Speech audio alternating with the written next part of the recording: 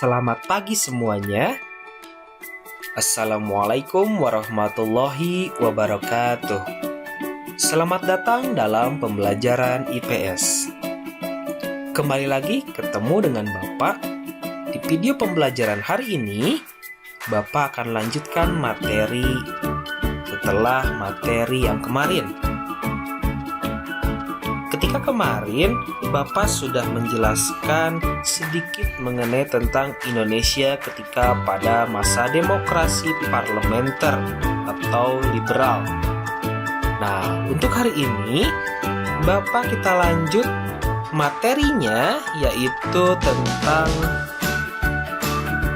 kehidupan politik bangsa Indonesia pada masa demokrasi terpimpin ketika tahun 1959 sampai 1965. Kemudian latar belakang demokrasi terpimpin. Yang pertama, ketidakstabilan kehidupan politik pada masa demokrasi liberal. Parpol atau partai politik saling bersaing dan menjatuhkan. Yang kedua, kegagalan Dewan Konstituante dalam membuat Undang-Undang Dasar yang baru. Kemudian yang ketiga, Presiden Soekarno merasa demokrasi liberal tidak cocok untuk diterapkan di negara Indonesia.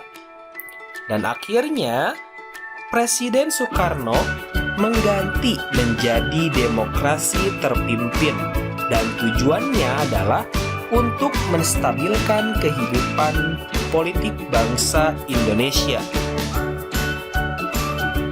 Kemudian langkah untuk merealisasikan demokrasi terpimpin ketika awal Juli 1959 ada pertemuan para pemangku kepentingan atau tokoh-tokoh yang ada di bangsa Indonesia untuk mendiskusikan langkah untuk masa depan bangsa Indonesia itu seperti apa dan memberlakukannya kembali Undang-Undang Dasar 45. Langkah untuk merealisasikan demokrasi terpimpin ketika 5 Juli pukul 17.00 waktu Indonesia Barat, Presiden Soekarno menyebutkan dekret presidennya. Yang pertama, membubarkan Dewan Konstituante. Yang kedua, diberlakukannya kembali Undang-Undang Dasar 45. Dan yang ketiga, pembentukan MPRS dan DPAS. Setelah itu, tanda berakhirnya demokrasi liberal atau demokrasi parlementer ketika adanya dekret presiden. Kehidupan politik bangsa Indonesia setelah diterapkan demokrasi terpimpin menjadi demokrasi yang terpusat pada Presiden Soekarno. Insinyur Soekarno seperti aktor tunggal dalam kehidupan politik bangsa Indonesia. Mari kita bahas mengenai tentang kekuasaan, kekuatan, kebijakan, dan penyimpangan-penyimpangan yang terjadi ketika pada masa demokrasi terpimpin. Ketika HUT Republik Indonesia tahun 1959, Insinyur Soekarno berpidato dengan judul Penemuan Kembali Revolusi Kita. Isi dari pidato Presiden Soekarno yang pertama, semangat revolusi. Yang kedua, keadilan sosial. Dan yang ketiga, penyusunan ulang lembaga-lembaga.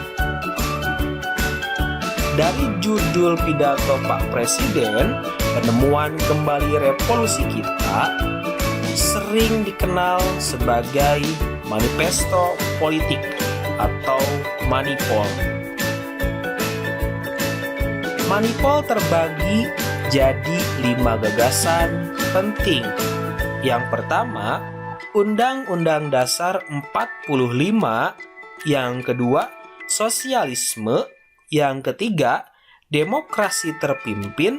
yang keempat, ekonomi terpimpin, dan yang kelima, kepribadian Indonesia. Dari yang kelima tersebut sering disingkat menjadi USDEK. Dari USDEK terkenal namanya sebagai Manipol USDEK. Nah, Manipol USDEK itu sebagai ideologi resmi bangsa Indonesia. Kemudian dari Manipol USDEK terjadi GBHN. Masa demokrasi terpimpin. Peran partai politik sekarang itu dibatasi. Beda dengan ketika masa demokrasi parlementer. Ketika masa demokrasi parlementer, semua parpol saling menjatuhkan satu sama lain, pengen mengambil kekuasaannya. Nah, untuk ini di masa demokrasi terpimpin, Pak Presiden ada nomor 7 tahun 1959. Yang pertama, menerima dan membela Undang-Undang Dasar 45 dan Pancasila. Yang kedua, menggunakan cara damai dan demokrasi untuk mewujudkan cita-cita politik. Yang ketiga, menerima bantuan luar negeri hanya seizin pemerintah. Yang keempat, memiliki cabang minimal 1 atau 4 wilayah di Indonesia. Kemudian, Presiden berhak menyelidiki administrasi dan keuangan partai. Dan yang terakhir, Presiden berhak membubarkan partai. Ketika 17 Agustus 1965 terjadi ada Resopim. Apa sih Resopim? Yaitu Revolusi Sosialisme Indonesia dan Pimpinan Nasional. Tujuannya untuk memperkuat kedudukan Presiden Soekarno. Seluruh unsur kehidupan berbangsa dan bernegara harus dicapai melalui revolusi, dijiwai oleh sosialisme, dan dikendalikan oleh satu pimpinan nasional, yaitu Panglima Besar Revolusi, yaitu adalah Insinyur Soekarno. Kemudian ada lagi Nasakom, Nasionalis, Agama, dan Komunis. Dari Nasakom dimanfaatkan oleh PKI untuk menguatkan diri dalam politik Indonesia, dan PKI adalah pendukung utama pemerintah. Dan akhirnya Insinyur Soekarno percaya kepada PKI. Tetapi TNI Angkatan Udara ingin menangkap DN Aidit, ketua PKI yang melarang penerbitan Harian Rakyat. Tetapi oleh Pak Presiden ditolak atau dihentikan TNI untuk membubarkan PKI. Setelah itu terjadi konflik antara TNI AD dan Insinyur Soekarno. Ada perseteruan yang terjadi antara TNI AD kemudian Pak Presiden Insinyur Soekarno dengan tokoh-tokoh politik yang ada di bangsa Indonesia. Setelah itu terjadilah perseteruan diakhiri oleh dengan adanya karena lagi fokus menghadapi konfrontasi dengan negara Malaysia. Kehidupan politik pada masa demokrasi terpimpin, banyak kebijakan dan sikap pemerintah yang tidak sesuai dengan Pancasila dan Undang-Undang Dasar 45. Penyimpangan-penyimpangan itu apa aja ketika masa demokrasi terpimpin? Bapak kasih contoh satu di sini. pengangkatan Soekarno sebagai presiden untuk seumur hidup. Ditetapkan TAP MPRS nomor 3/MPRS/1963.